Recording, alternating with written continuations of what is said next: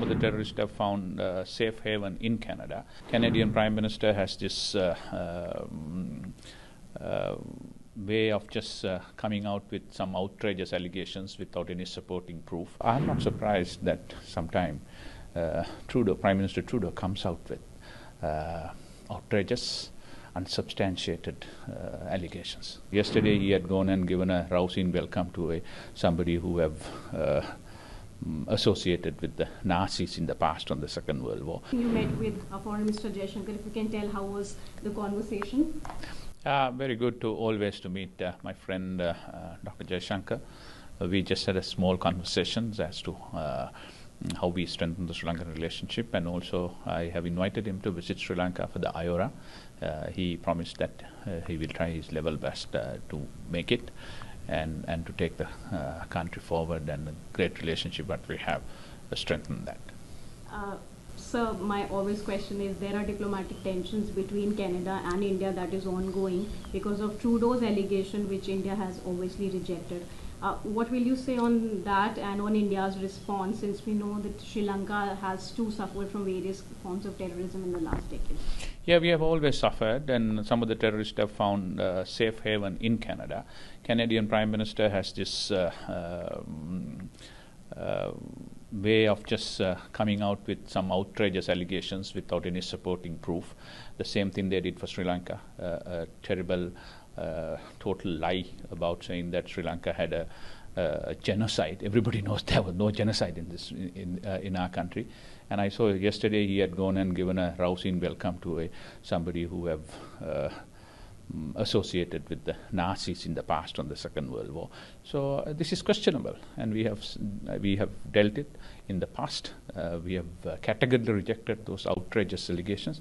So I'm not surprised that sometime Prime Minister Trudeau comes out with outrageous, unsubstantiated allegations.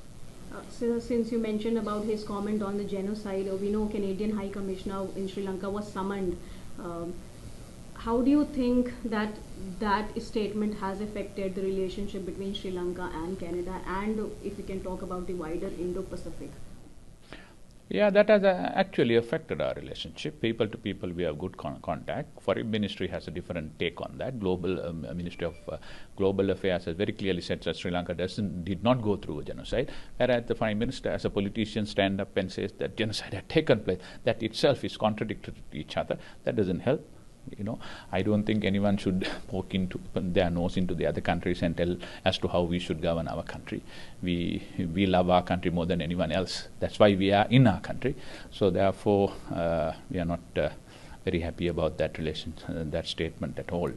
So basically, I think that's what is very important. IORA, we are saying that Indian Ocean identity and strengthen the regional architecture. We have to look after our region. We need to work together.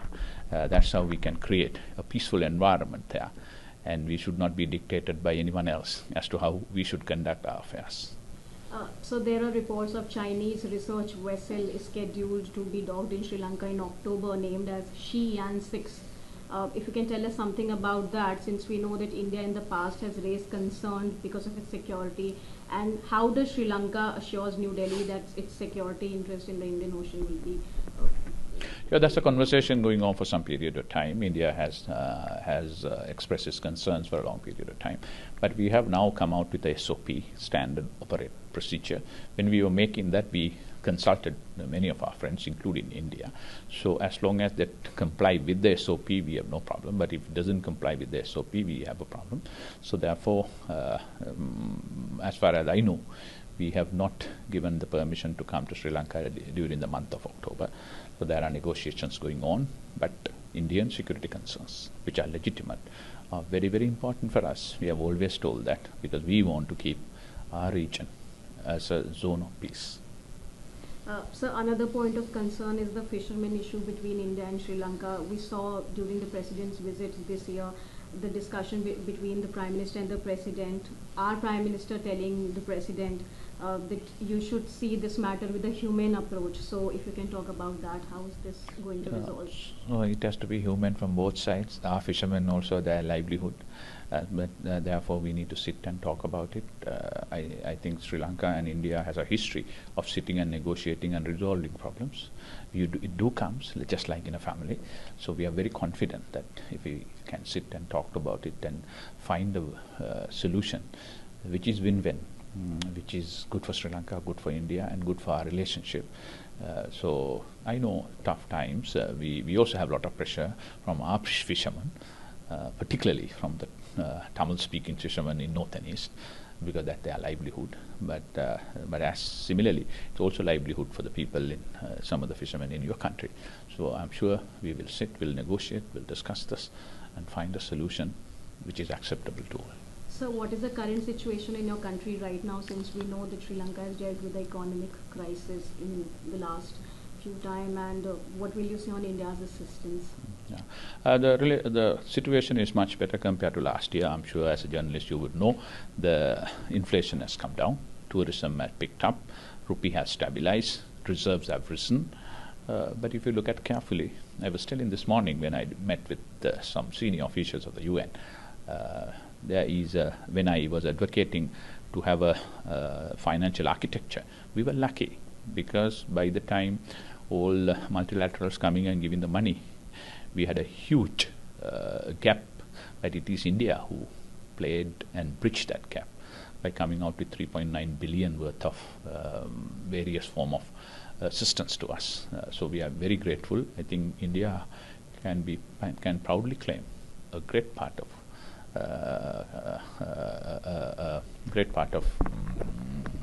credit for what we have achieved today. So last question, in terms of trade relationship, what can we expect between the two countries? Trade is very important because we are looking at India growing, one of the fastest growing largest economies, big economies, and India is growing, and that growth path is very important. Together with that, the region must grow. So we have seen a big opportunity here. So that's the idea. We are trying to, in electricity, renewable energy, tourism, port, shipping, connectivity. We are looking at forging closer relationship with your country. I'm sure we will be able to do that, and that will be better for both countries. And we want a good region with prosperity, peace, and harmony among all. So, as I always say, until everyone is safe, no one is safe. It's true for the region. So we want a good neighbor, prosperous neighbor. India is going that path. नमस्कार, मैं हूं मानक गुप्ता। अगर आपको हमारा ये video पसंद आया हो तो इसे लाइक और शेयर जरूर करें, और हाँ, हमें सब्सक्राइब और फॉलो करना ना भूलें ताकि आप देश और दुनिया की कोई खबर मिस ना करें। तो जुड़े रहिए हमारे साथ और देखते रहिए News24।